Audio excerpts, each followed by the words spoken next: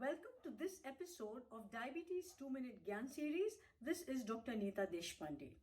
I'm going to tell you today about diabetic retinopathy, which is basically a complication of long-standing uncontrolled diabetes. The retina is a membrane that is present at the back of your eye.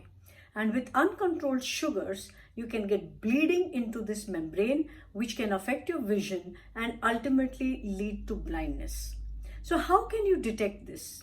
Unfortunately, in the early stages of the disease, it is completely silent and asymptomatic, so you cannot depend upon these symptoms, which means you will have to get a screening test done once every year.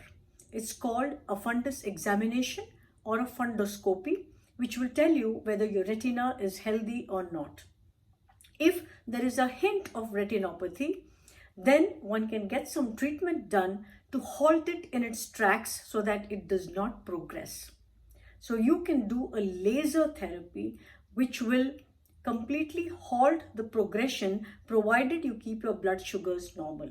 Of course, the vision that is already lost does not come back, but you can minimize the damage by taking care of your sugars and by doing this laser therapy. So please remember, it's very important to do a fundus examination once every year to protect your eyes and prevent blindness because of this. The health tip of the day is related to what I already told you. Diabetic retinopathy and diabetic kidney disease go hand in hand. So if one of them is detected for you, please make sure to look for the other because they usually go hand in hand. So if you have diabetic retinopathy, get a serum creatinine done. And if you have diabetic kidney disease, get a fundus examination done immediately.